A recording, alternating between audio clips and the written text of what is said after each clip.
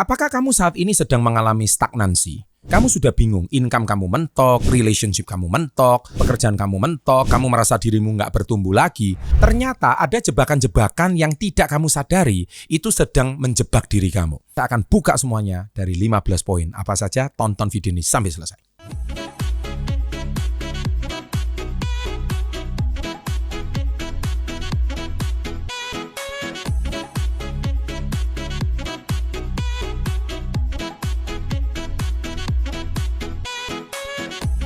Welcome to Success Before 30 Business and Financial Mentoring.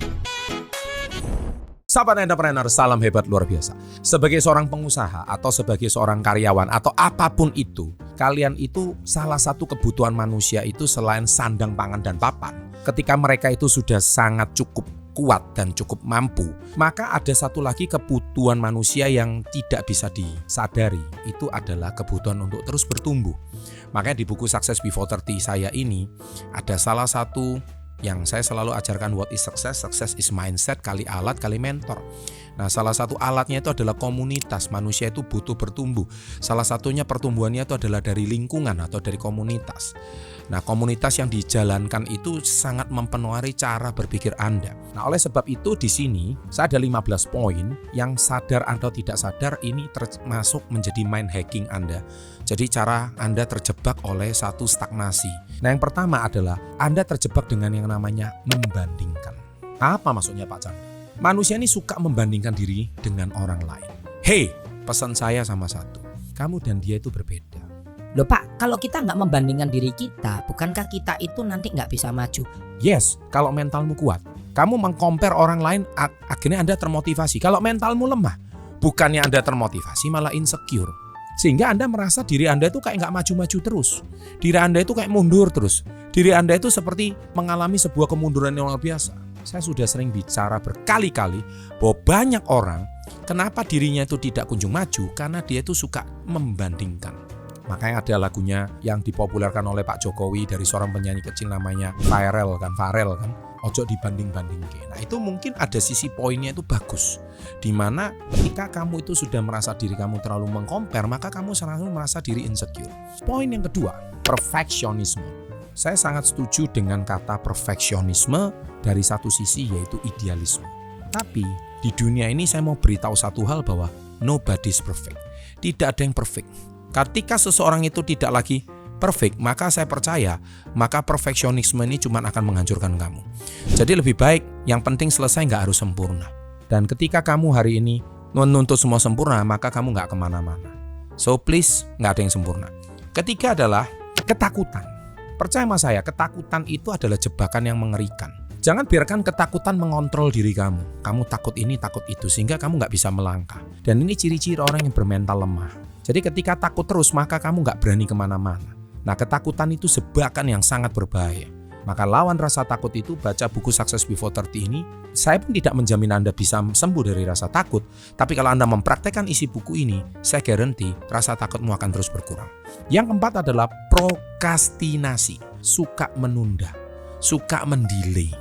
Nah, ketika Anda suka procrastination, maka kapan pekerjaan ini selesai? Minggu depan, Pak. Ketika minggu depan selesai, masih belum, Pak, 3 hari lagi. Ketika Anda belum selesai lagi, iya Pak, 2 jam lagi. Itu akibat kamu suka menunda. Pekerjaan yang bisa diselesaikan sekarang, kenapa harus diselesaikan minggu depan? Maka ketika Anda sudah selesai, Anda bisa mengerjakan hal yang lain kan? Kejebakan adalah itu masalah mental, yaitu suka lagi menunda. Nah, masalahnya banyak manusia sekarang ini tidak suka menunda, apalagi menunda kenikmatan. Belum saatnya kamu tuh menikmati kesuksesan. Anda kalau mau sukses sebelum usia 30, Anda harus mengalami sebuah proses di mana kamu itu harus melewati sebuah problem, menghabiskan jatah kuota-kuota kegagalan itu sebelum kamu itu menikmati kesuksesan di atas usia 30. Anda lihat anak sekarang, baru terima gaji aja dikit-dikit udah traktir. Bukan berarti Anda nggak boleh traktir, tapi budaya itu udah setiap hari. Akhirnya kapan? Ketika kamu nanti usia bertambah, ketika Anda sudah punya istri, punya anak, Anda nggak bisa lagi menyimpan uang. Itu menjadi masalahnya, Anda nggak bisa menunda. Makanya selalu kan Robert Kiyosaki bilang, pay me first. Bayar saya dulu. Bayar dulu, hutangnya dibayar dulu, semuanya dibayar dulu, cicilannya dibayar dulu, baru yang terakhir itu belakangan. Jangan utamakan dulu kesenangan. Yang kelima, pembicaraan negatif tentang diri sendiri, self talk, afirmasi diri ini penting sekali. Makanya saya selalu kenapa mengajarkan saya cinta diri saya sangat bahagia, saya pasti bisa. Kenapa ya kok pipiku ketembem ya? Kenapa ya kok rasanya leherku besar ya? Kenapa ya kok hidungku kurang mancung ya? Kenapa kok alisku kurang tebal ya? Kenapa ya? Kenapa terus jadi suka menceritakan hal-hal yang tidak puas terhadap dirinya. Anda selalu menilai diri Anda itu jelek dan kurang.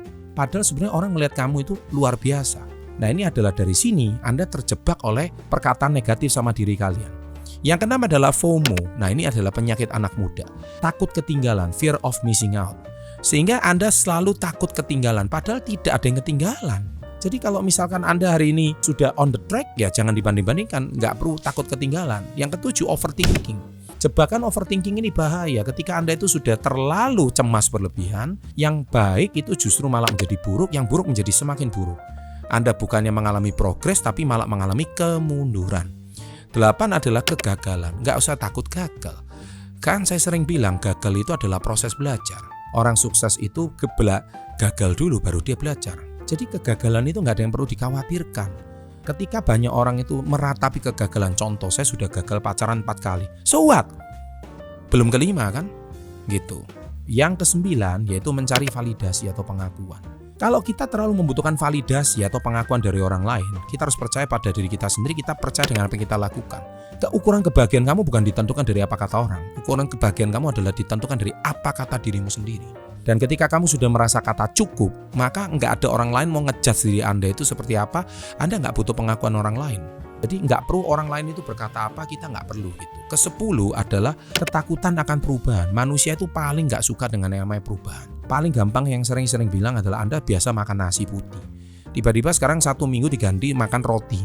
Enak nggak? Nggak ada yang enak. Karena itu namanya perubahan. Manusia sudah biasa bangun siang.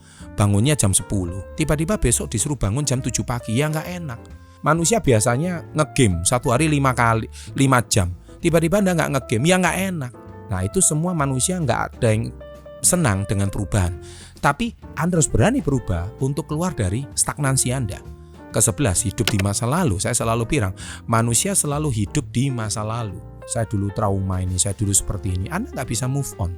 Ketika Anda nggak bisa move on, disitulah kemunduran Anda terjadi. Karena satu kaki Anda sudah dibelenggu oleh masa lalu Anda. Itu yang membuat jadi masalah. Seperti cerita gajah di sirkus. Anda tahu nggak sih kenapa gajah di sirkus itu kakinya cuma dirantai di sebuah kayu yang kecil?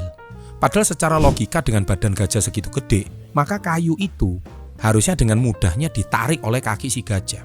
Ternyata gajah ini selalu hidup di masa lalu karena waktu kecil ketika dia badannya belum segede sekarang, kakinya itu selalu rantai dan ketika dia melawan kakinya selalu berdarah. Karena dia kakinya melawan kaki yang diikat di rantai. Dan itu membekas di memori dia sampai masa tua. Ketika dia sudah jadi besar dan dewasa, dia masih berpikir bahwa ketika dia melawan itu kakinya bakal berdarah. Itulah sebab kenapa gajah di sirkus itu dia tidak pernah bisa melarikan diri. Karena otaknya sudah dirantai oleh masa lalunya. 12. Memendam dendam. Oke, kalau kita memendam emosi dendam, percaya sama saya, sampai kapanpun bukan Anda itu pengen balas dendam, tetapi Anda itu sedang menyakiti diri sendiri. Dendam itu kalau Anda lakukan, itu Anda sedang menyakiti diri sendiri. Dan tahukah kalian yang rugi itu siapa? Diri sendiri. Padahal jangan-jangan orang yang kamu dendam itu dia sudah lupakan peristiwa tersebut. 13 yaitu kenyamanan. Nggak apa-apa sih, tapi percaya sama saya, kenyamanan itu tidak ada satu pertumbuhan. Manusia yang hidup nyaman tidak ada satu growth zone. Jadi ketika Anda harus keluar dari sedikit zona nyamanmu, disitulah pertumbuhan itu akan terjadi.